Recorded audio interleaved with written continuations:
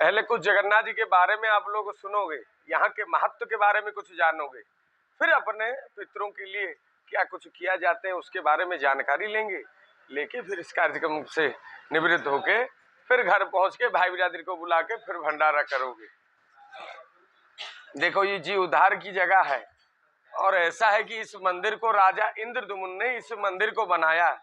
जैसे आप लोगों ने तीनों भगवान को दर्शन किया, सब कोई लकड़ी से बने हैं। राजा की ही दुविधा थी कि हम किस चीज से जगन्नाथ जी को बनाएं। जैसे एक रोज राजा रानी दोनों सोए हुए थे, उनको एक स्वप्नादेश आया, यही कि राजा इधर पास में जो समंदर है, समंदर के किनारे कुछ लकड़ी आकर लगेंगी, उन लकड़ियों से आप हमारी मूर्तियां बनाना। जब सुबह हुई, राजा की नींद खुली, तो उन्होंने कुछ सैनिकों को भेजा समंदर के किनारे ही देखने के लिए कि हमने जैसे स्वप्नादेश से पाया या सच में कुछ लकड़ी आकर लगे हुए हैं। तो किनारे में घूमते घूमते जब चक्र तीर्थ की ओर पहुंचे तो देखा कि उधर कुछ लकड़ी आकर लगे हुए हैं, जहां पे जगन्नाथ जी का ससुराल है। तो राजा के लगे खबर पहुंची। तो ऐसा है कि जैसे लकड़ियां अंदर रखा गया, मूर्तियां बनने लगी। जैसे राजा ने संकल्प किया था 15 दिन का, तो रानी आ गई 2 दिन से पहले सुनने की आवाज कुछ आ रहे हैं कि नहीं आ रहे हैं। देखा कि उधर से कुछ आवाज नहीं आ रहे थे, तो राजा उधर आए और बताए कि देखो हम लोगों ने तो संकल्प किया था 15 दिन का, अभी तो 13 दिन की सुबह है और 2 दिन बाकी है, अभी हम दरवाजा कैसे खोल दें। तो रानी ने बताया कि देखो अगर आप दरवाजा खोल के नहीं देखोगे तो हमारे या जल ग्रहण नहीं करेंगे। तो राजा ने विचार किया कि चलो ठीक है, अगर ऐसी बात है, मानो कि सुबह सुबह अगर लक्ष्मी नारायण के अंदर मानो सुबह सुबह खटखट लग जाए, मानो दिन भर ही बेकार जाएंगे। तो हलो हलो कौची हलो हलो, मूर्ति बन नहीं पाया। राजा जब ये बात रानी ने जब बताया कि आप दरवाजा खोलो, तो दरवाजे के पास में गए तो देखा, अंदर गए तो देखा कि जैसे आप लोगों ने दर्शन किया, सब कोई आधे आधे बनकर उस कमरे के अंदर विराजमान है। हाथ नहीं बन पाया, पैर नहीं बन पाया, मुंह आंख सब चित्र किए गए हैं, कान भी नहीं बन पाया, और पेट बड़ा है। ये जब देखा तो राजा ने मूर्तियों के पास में गए तो देखा उधर कोई बूढ़ा आदमी भी नहीं था। जिन्होंने मूर्ति बनाने उसके अंदर गए थे वो भी उसके अंदर नहीं थे। तो उन्होंने स्वयं अंतर्यामी को स्मरण किया, तो उधर स्वयं ब्रह्मा जी प्रकट हुए। तो राजा ने पूछा कि ब्रह्मा जी, रानी ने जिद किया, हमने 2 दिन से पहले ये दरवाजा खोल दिया, ये तो सारी मूर्तियां आधी अधूरी है, इन्हें लेकर कैसे मंदिर के अंदर प्रतिष्ठा करेंगे, लोग क्या कहेंगे, और जो बूढ़े कारीगर थे वो भी इसके अंदर है नहीं। तो ब्रह्मा जी ने बताया कि राजा, ये जो तीनों मूर्तियां आप दर्शन कर रहे हैं, ये कलिजुग के अवतार है। आप 15 दिन के बाद खोलते उतना ही बनते, आप 15 दिन से पहले खोल दिए उतना ही बने हैं। और रही जो बूढ़े कारीगर की बात, जो स्वयं जगन्नाथ जी थे, जिन्होंने विश्वकर्मा का रूप धारण करके अपनी मूर्ति आकर बनाकर उस कमरे के अंदर से अदृश्य हो गए। उसी दिन से स्वयं ब्रह्मा जी ने इस मंदिर के अंदर तीनों भगवान को स्थापित किया। और उनके शरीर का तात्पर्य यही है कि आप कलिजुग में जो भी काम करते हैं सब कुछ अधूरा रहता है, अपने इच्छा की पूर्ति कभी नहीं होती है। जैसे मूर्तियों की स्थापना हो गई, प्रसाद भोग लगने लगे। जैसे हम लोग अपने घर में एक चूल्हा एक हांडी बिठाते हैं, एक ही बर्तन पे रोजाना रसोई करते हैं, पर जगन्नाथ जी के यहाँ इसी तरह की मिट्टी की हांडिया से रोज प्रसाद बनता है। आज इससे बन गया तो इसे फेंक दिया जाएंगे, कल दोबारा नई हांडी। एक ही बर्तन पे रोजाना रसोई नहीं किया जाएंगे।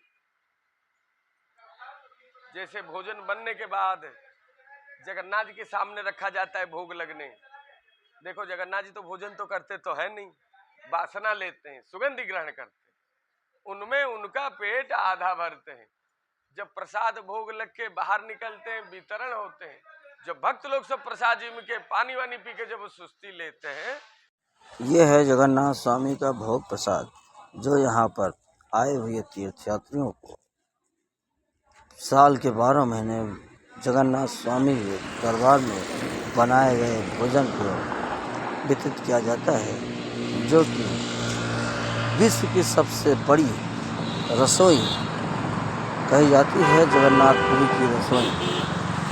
कि आप देख सकते हैं कि ये पाठक तीर्थयात्रा सेवा समिति द्वारा आए हुए तीर्थयात्री हैं, जो कि जगन्नाथ स्वामी के यहाँ भोग प्रसाद का आनंद ले, जहाँ पर सुबह के टाइम में कढ़ी, मालपुआ एवं पूड़ी का प्रसाद वितरित होता है, वहीं रात्रिकालीन दाल चावल का भोग लगता है। ये देखिएगा, ये तीर्थयात्री हैं भोजन प्रसाद का आनंद लेते हुए। तभी उनका पेट आधे से पूरा भरता है।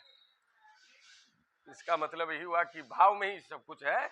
मानोगे जगन्नाथ जी, ना मानो लकड़ी है। बोल जगन्नाथ स्वामी की जय। और इस स्थान के महत्व के अनुसार जैसे आप लोग पिंडा पार के आए हो, कर्म करके आए हो, इस कर्म के चक्कर में इस समय नेत्र भरी दर्शन, यहाँ पे नेत्र भरी दर्शन, समुद्र में स्नान, जो कि पहली लकड़ी आकर लगी थी इसलिए समुद्र स्नान किया जाते हैं, और पेट भरी भोजन ग्रहण करते हो। जैसे कोई अपने पितरों को पक्का हो कि कच्चा हो प्रदान करके जाते हैं, तो वही प्रसाद हम लोग आप लोगों को ग्रहण करने देते हैं। जैसे किसी ने अपने पितरों को पक्का हो कि कच्चा हो प्रदान किए, पंच ब्रह्म ने भोजन ग्रहण किया, तभी आप लोगों का दान सफल बनते हैं। जैसे कोई देके गए तो आपने ग्रहण किया, तभी उनका दान सफल बना। जब आप लोग अपने पितरों के लिए अटका भोजन प्रदान करोगे, जब वितरण होगा, जब 5 लोग ग्रहण करेंगे, तभी आप लोगों का दान सफल बनेगा। क्या कि जी उद्धार की जगह है। जीवन में ये एक बार ये कर्म पे आते हैं, भले आप 10 बार 100 बार दर्शन करने आ सकते हैं, पर कर्म के चक्कर में जीवन में एक बार। जैसे गया में पिंडा पारा स्वतंत्र, वैसे स्वतंत्र आटका इधर प्रदान करके 3 मुट्ठी प्रसाद लेके 5 दंड ग्रहण करके तभी इस कार्यक्रम से निवृत्त होके चलते हैं। थोड़ा विचार करना, क्या कि ये एक दिन की बात नहीं। जैसे आप लोग पितरों को पिंडा पार के बुलाते हो, जैसे घर में कोई गुजर जाते हैं तो साल भर बरसी तक हम लोग मानते हैं, पालते हैं। हाँ लगे, आप लोगों ने गया में पिंडदान किया, यहाँ पे इस हांडिया को हम लोग उड़िया के भाषा में अटका कहते हैं। यही आप लोग प्रदान करने यहीं आते हो। जैसे ये प्रदान होता है 12 साल, नहीं तो 12 महीना, 1 साल कम से कम अपने पितरों के लिए। जैसे स्वतंत्र हंडी चढ़ता है, नहीं तो हर एक जातियों के साथ मिलके सामूहिक भी हंडी चढ़ते हैं। पहले ये विचार करना कि हम लोगों ने गया में पिंडदान किया अपने नाम और गोत्र पे की हर एक के नाम और गोत्र पे, पहले ये विचार करो। कि जैसे देखो कि स्वतंत्र हमेशा स्वतंत्र होता है। जैसे स्वतंत्र अपने नाम और गोत्र पे कुछ चढ़ाओगे तो वो स्वतंत्र ही होता है। जैसे सामूहिक होता है, हर जातियों के साथ में मिलकर होता है।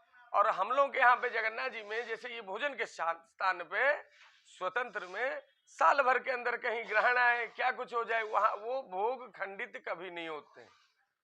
और सामूहिक में जैसे अटका चढ़ते हैं, साल भर के अंदर कहीं ग्रहण आ जाए, क्या कुछ हो जाए, तो वो वहां से खंडित होके वो अटका में चढ़ता नहीं, भोग बेट में चढ़ते हैं। और थोड़ा आप लोग ये ध्यान रखना कि जैसे हर साल की बात और इस साल में पितृपक्ष का समय, उसमें अंतर है। इस साल का पितृपक्ष शुरुआत होता है ग्रहण से और खत्म भी होता है ग्रहण पे। तो अपने पितरों के लिए विचार करना कि जैसे हम लोगों ने पिंडा पारा स्वतंत्र, तो स्वतंत्र अटका प्रदान करने की विचार थोड़ा करना। क्या कि ये बार बार आप लोग पिंडा पारने नहीं आओगे, ना बार बार अटका बंधाओगे। ये विचार करना कि पितरों के लिए कुछ अटका बंधाना, 3 मुट्ठी प्रसाद ग्रहण करना, 5 दंड ग्रहण करोगे, तभी इस कार्यक्रम से निवृत्त है। क्या कि लोकाचार्य लोक रीति, आप गया जाओगे पिंडदान नहीं करोगे तो वहां जाने का कुछ मतलब है नहीं। आप जगन्नाथपुरी आओगे, पितरों को भोजन के स्थान पे जैसे किसी का दिया हुआ हम लोग भोजन ग्रहण करेंगे, पक्का कच्चा, तो हम लोगों को भी अपने पितरों के लिए पक्का हो कि कच्चा हो, किसी में भी हो, प्रदान करके इस कार्यक्रम से निवृत्त होकर चलना जरूरी है।